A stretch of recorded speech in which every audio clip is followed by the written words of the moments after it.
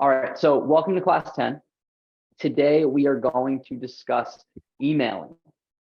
So just again, a recap on where we are, where we've come from and where we're going. We talked macro structure on how to set up prospecting, how to think about prospecting, how to really, look at your CRM and think of your business tracker maybe a little bit differently. It's just pure style on my part, but I love to think of everyone as a potential client. And treat them as such. And so even if they're not looking to transact right now, I still want to know where they are in their journey. I still want to interact with them. And I still want to make sure that I have enough information around their home buying process to know what's really going to move the needle for them in their buying and selling process, like I said. So that's kind of the macro structure. Then from there, we went and to kind of medium specific. We discussed calling, forecasting calling, reconnection calling. And now we're really going to discuss emailing, okay? Small disclaimer. This is a 30-minute session. By no means do I have the arrogance in thinking I'm going to tackle emailing in that amount of time. So if you came to this with that expectation, I will be very prompt in letting you down. But we are going to discuss some basics and some tips that I think are useful and you can use right away, okay? So first, just the mechanics, bulk email. Is there anyone on this call, if you'd be so brave, but let me go a different direction. How many people, just put in the chat on this call, use bulk email consistently? And by consistently, I would say every week you're bulk emailing. Just put yes in the chat if you're doing that. Okay, good. Okay, quite a few people. Okay, great. All right, so it seems like a few of us, yep, okay. All right, I'm gonna go quickly. If I go too quickly into the mechanics, feel free to stop me, but I'm assuming since you guys use this, I'm assuming you know how to use it, and I'm gonna kind of go at pace with that assumption, okay? But bulk email, I think, is probably one of the easiest tools to use. It's probably one of the most overlooked tools, in my opinion, because everybody leans on Marketing Center and they lean on things that are very flashy and kind of, complex. And I think a very simple email will actually get you a better response oftentimes than something that is maybe a little bit more doctored up. At least that's been my experience. So just diving into bulk email really quickly, we're going to transition over to the actual platform. And I'm going to move your lovely faces so I can actually see my screen. Give me 1 second.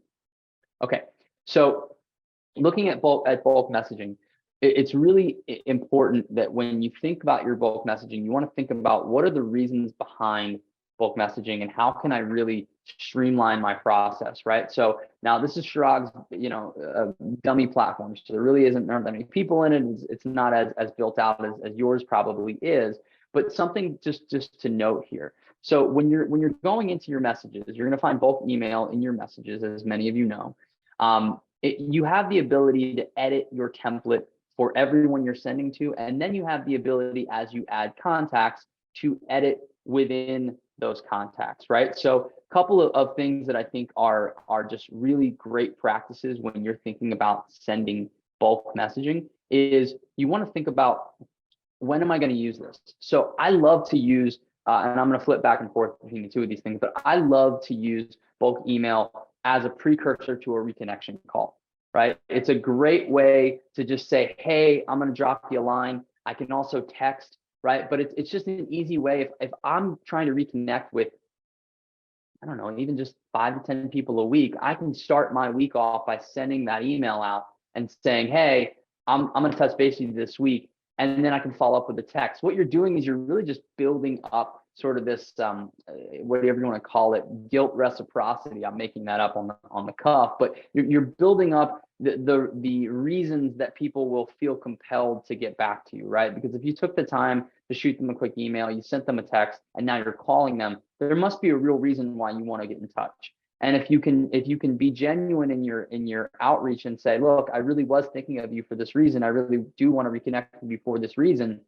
More often than not, that will land positively. Another thing that I love about the bulk messaging tool is you can sort by tags, and you can also sort by open house. So if you've got somebody that came at an open house, 2 weeks ago, or just 10 minutes ago. You can send them a quick email thanking them for coming. And I think that really separates you from if they've gone to 3 open houses that day and they're considering maybe using an agent, they haven't decided yet.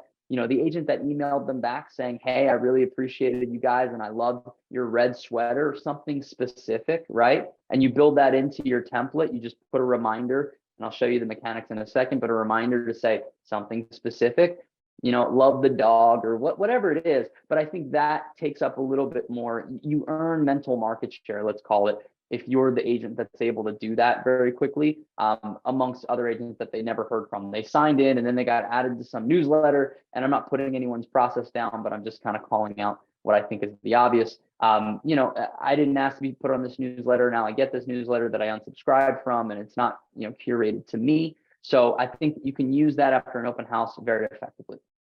Am I going okay pace-wise? Is this fine? Everybody's good? All right. I also think it's a great way to invite to a party.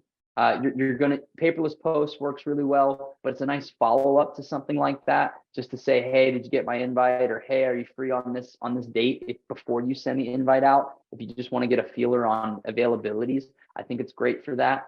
I think it's also really good. How many people, just show me in the chat real quick, or you can raise your hand because I can see some photos here, are sending a newsletter out right now? How many people are doing that? Okay. So do you ever reach out to try to get feedback on that newsletter? Just put yes in the chat if you do currently.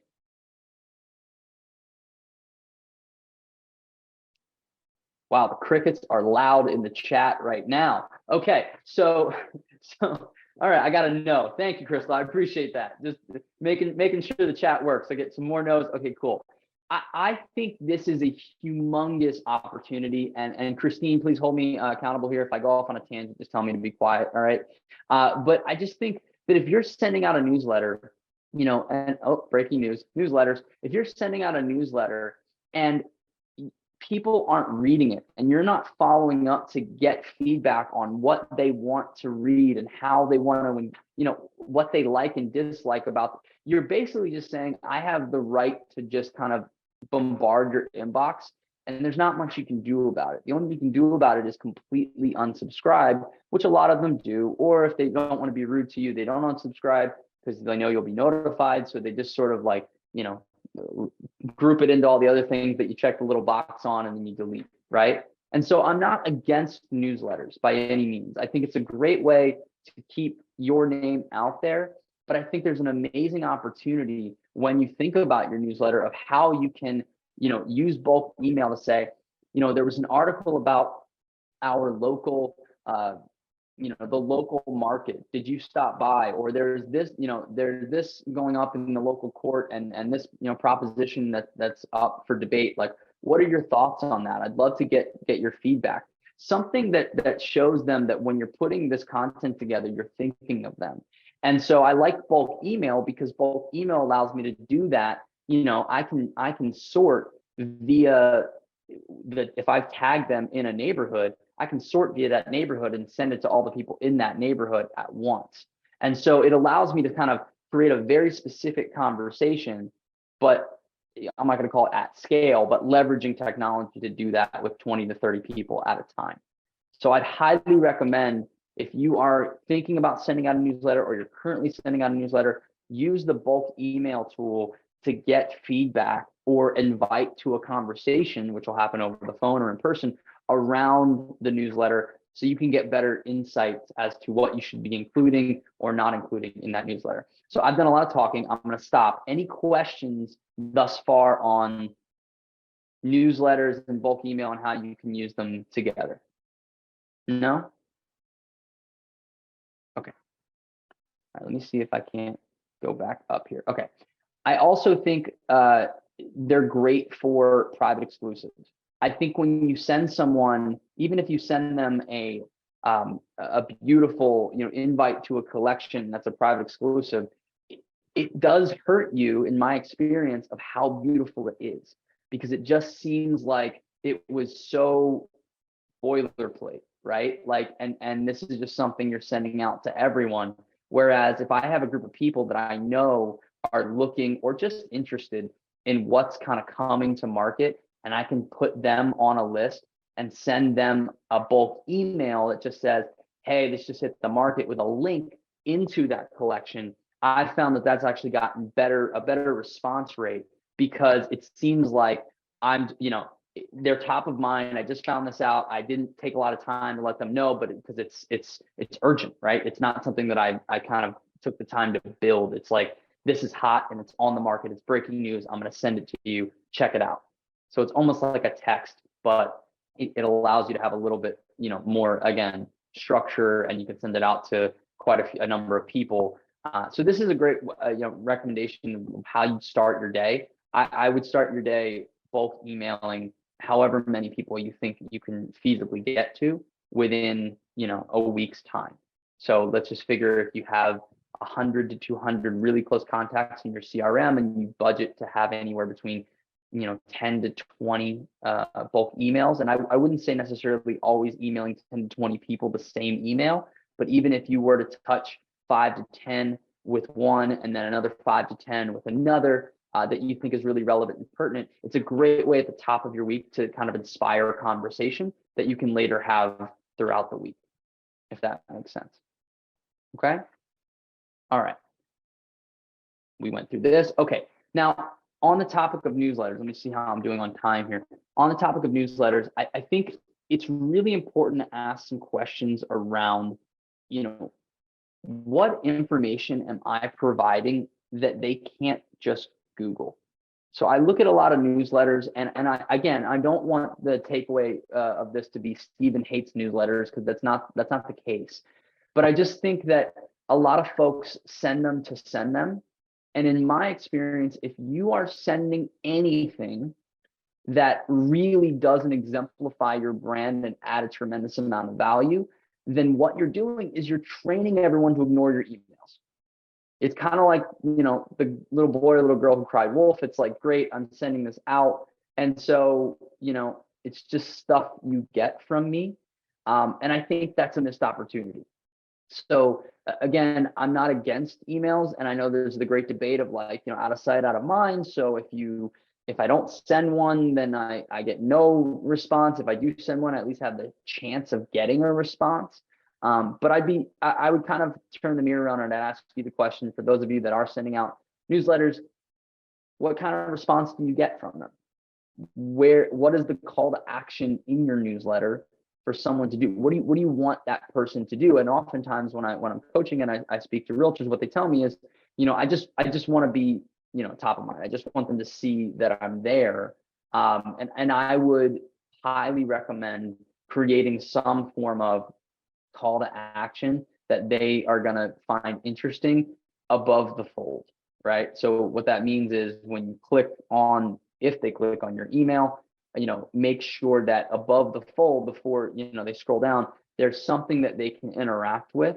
Now, whether that's a link to a landing page that's going to allow them to take some kind of survey or get some kind of, exclusive information, or it's just an invite to find out more about an event you're putting together, or whatever the case may be, or even just to check out a really cool listing that you saw, but something that they can engage with, because you want that interaction with your newsletter. You don't want it to just be, I click and I scroll, and then I feel good as a realtor because I got a high open rate, but nobody really got anything from it. And then the feedback, you really want to figure out, okay, how can I get data from my newsletter? How can I learn something that I didn't know before sending from my newsletter? And again, that comes back to, looking at the analytics on what people are interested in. So if you send out a new invite to a new collection, for example, and all of a sudden people find it interesting, now you know that this type of a collection is very interesting to a certain demographic. And so you want to kind of A/B test your newsletter. Don't just send one out to everybody. You want to mess around with headlines a little bit, see what's working better. So I would create different versions of your newsletter, and then send those out so that you can kind of tweak along the way and figure out what people are really liking. Because the reality is, if you have hundreds of people that you're sending this out to, you're probably not going to get to everybody to get their 2 cents. And a lot of people probably are going to go, you send me a newsletter? I had no idea, right? So in any event, the more you can do to try to glean data as you send these out, the better. Any thoughts, comments, questions on newsletters or bulk email? Is there anyone on the call who actually wants me to go through the mechanics of the bulk email? Because I kind of skipped over that. No, everybody's got that. If you do, just put it in the chat. I don't mind it. No, where is the chat? Hold on. Let's see if I can't find that. Got it. Okay, cool. We got it. I love it. All right, great. So just a heads up, as we're moving forward, what I would remind, or what I would recommend you do for next week, is to create 5 bulk email templates and then incorporate them into your prospecting flow. So, May, no problem. I will do it right at the end. I'm happy to go through the mechanics for you guys. No problem. So create those bulk email templates, make them personal to you, and then see if you can't incorporate those, into how you want to engage. And again, I gave you just a few examples, but there are plenty other use cases as to how you can incorporate bulk email. But again, I would say, a bulk email to 5 to 10 people per week minimum. If you can get it to 5 to 10 a day, now you're cooking, because you really, people are busy. You're going to have a lot of folks that won't get back to you that day, but it will eventually roll. I saw a question in there somewhere. Was there a question, Sally Ann? Yeah, I was just going to throw it in the chat, but I was curious, for those that do an email newsletter, how often do you do it? Like I do one once a month. I don't like to spam my people. So I really try to do one that's decent, and informative once a month, but I do have a colleague that does one once a week. It's a little shorter, but I was curious what people do. And I see it in the chat. Thank you. Yep, in the chat. Yep.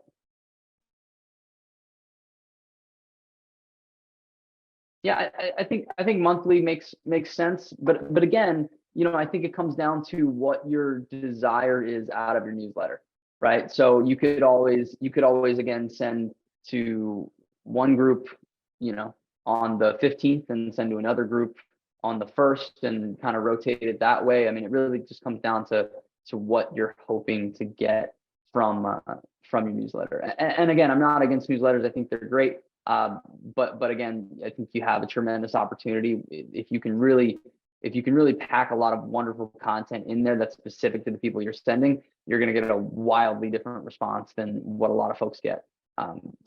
Okay, so for next week, 5 bulk email templates. I'd highly recommend at least having 5 that are your own. You can obviously adapt these from Compass's templates, and then incorporate them into your workflow, again, via the checklist, so that you're not going to miss out on that. And if you are sending a newsletter, I really would recommend, and I know for some that's going to be like, this is a little cringy, but I would call your top clients, and I would just ask them, say, hey, listen, I'm doing an overhaul on my newsletter. What do you like thus far? And, ask them if they're reading it. If they're not reading it, why? And you're not putting anyone on trial. You're just curious. Like, I want to make sure I send you things that you're actually interested in. And who knows, maybe you find out they're not interested in any newsletter, but they are interested in something else that you can send them. So it's going to just give you a good touch point. But I would call your top 20 clients, or your top 50 clients, or however many, and just ask for some feedback on what you could put in your newsletter that they would find really exciting, and make it exclusive, right? Make them feel like this is really just going to be for them, kind of thing, and it very well might be. So there's a lot of roads to Rome there, but I think getting feedback is really, really important. So that would be my recommendation for next week. And then a reminder, next week we're going to have office hours. We're going to try an open format. It might work, it may not. You may have questions from all over, and if that tends to be distracting in any way, then we'll put a little bit more form around our office hours. But at the same time, I think it's a good opportunity for us to kind of catch up, because I have gotten feedback from folks that we've gone over some good content, but a lot of it hasn't been implemented yet. And I want to give you guys the time and the space to actually do that, so that you can see the results. Okay. Lastly, on the 12th, we are going to have a special guest, Natalie Palmer. Natalie is a close friend of mine. Natalie is a powerhouse female entrepreneur mom of two, and she's going to discuss how she built her brand off of social media and how that has then grown into these summit events that she just put together where people from all over the country attended. And so I think she's a great point of contact on how you get started. Later, we're going to have another friend of mine who has about 200,000 followers on Instagram tell you how she built her brand while raising two kids as well. It seems to be like women with two kids that just become amazingly productive. I don't know what it is, but the point is that I think as we go into, we just talked about emailing, as we go into event marketing and then later social media, it really would, be to the benefit of everyone to kind of bring in some of these folks and some of these voices, because I think, even if they're not realtors specific, there's a lot that we can learn from how they've built their brand. And definitely, they are, they're experts in their field. And so I definitely want to make sure we level up the content by bringing their voices in as well. So make sure you are here April 12th. You will not want to miss that. And for all of you folks who are watching later on, make sure you're here live April 12th because it will be a session to remember. Okay. Any questions, comments, concerns? I just wanted to share something that Butch had shared on his session, was for if you send out a bulk email and somebody clicks on it or opens it, to create a tag for that person, like just call it a clicker or whatever you want to do, because then they're opening your emails, and then you can always make sure they get one or see what they're interested in, or reach out to them. And so I did that on my last few bulk emails, and it was really helpful to see who was opening them. Awesome, Christine. Thank you so much for sharing that. Absolutely. The more specific, I think the main takeaway, the more specific you can get around what you're sending and to whom, and bulk email allows you to do that with sourcing and grouping and tagging as filters on the side. I think the better the outreach. So thank you for that, Christine. Appreciate it. Sure. Any other questions before I dive into the mechanics of bulk email for May and others who might be interested? No? Okay. Herson, I think you may have had a poll that you wanted to put out there. Is that still the case? No, I think we got the poll last session, but we can run it again depending on time and your availability now. Okay, well, yeah, no, it's up to you. I just didn't want to nix your poll before people jump off if they're not interested in going through the mechanics of bulk email.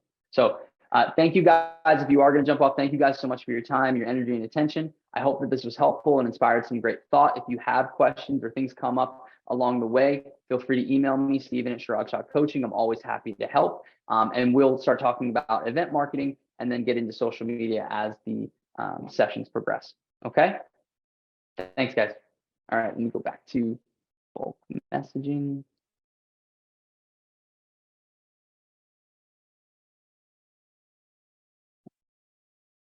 All right, let's go back to. All right, so here we are, bulk email. We find bulk email under messages. We're going to create a new bulk message. On the left-hand side, we have edit for all contacts, right? So if I say quick note from Chirag's friend, then that's going to be the headline to all, right? As opposed to if I keep this quick note from Chirag and then I add David and Gordon, I can come down here on the left-hand side and click Gordon, and now I can just update for Gordon, Chirag's friend. And this is actually really helpful if you decide you want to A/B test headlines, or you want to see if you can't even go a step further and change headlines. If you're only sending, like, for example, if you're only sending 5 to 10 emails, highly recommend put the person's name in the headline. The second that I see that it says Steven, not, by the way, I'm going to say a lot of knots here, but not in the, you gotta make it seem as though it wasn't just an autofill, right? So a lot of companies have gotten very smart to being like, Steven, you'll think this is great, right? Like, and so put it in there somewhere, spell it wrong, like whatever you need to do, but get people to understand that you're sending this and it's specific to them. So I think that's just something that I'd highly recommend with the headlines. So then after you've decided what your headline is going to be, I recommend going into filters. So let me go back to here for edit for all contacts. Oops. Okay. Oops, where is the email templates? Okay. So you have the opportunity to use the Compass templates. I think don't quote me, but there's like 124 that you can choose from and you can update. I like creating my own templates, which you'll find here. If you don't have anything here because you haven't created it, there's a button down here that says manage template. And so when you manage templates, I'm just gonna, for the sake of doing this, you're gonna come here. There's not gonna be anything here under my templates. You'll create a template. There's a template title. Make this whatever is going to be easiest for you to remember what the content of the template is. And then I think categories are helpful too, because that's going to really help you when you do create quite a few templates, just to get, a little bit more organized on when do you use which template for what, because ultimately you're going to end up with, probably 5 to 10 different templates, and, it just could be an additional help there. So let's just say this was, I'm going to go back to my messages, both emails, message. Okay. I'm going to add my contacts. This is another thing that's really interesting when you do add your contacts. I really love this filter because filter allows you to go through where that client came from. It also allows you to pick via groups if you do want to kind of go macro, and then remove certain contacts or pick from within that macro group. But this is probably my favorite. It's just the tags. And this is where, again, Christine, I think that was a great call out.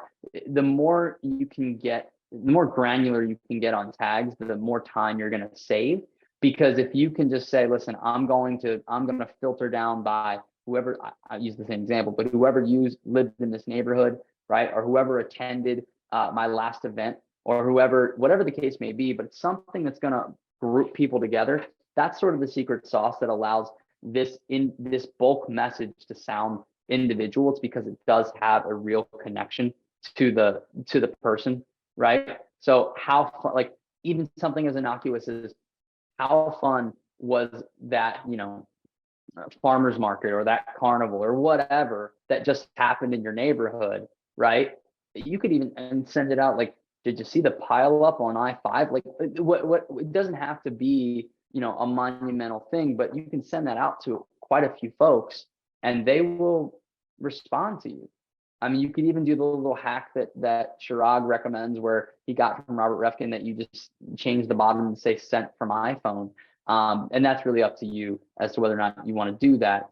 But the bottom line is this allows you to get your name and a message out to folks that really will find it relevant very quickly. And when you think back through your own workflow, ask yourself, how many folks do you get in front of on a weekly basis?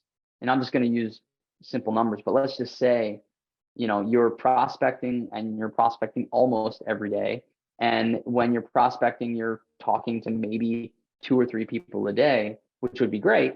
And that's quite a few people a week. That's 15 people a week. That's, on the high end, that's 60 people a month. And, and that's 6 potential deals if NAR has accurate data. But at the same time, if you could add another, just staying in front of another 15 to 20 to that list each week, you've doubled your business.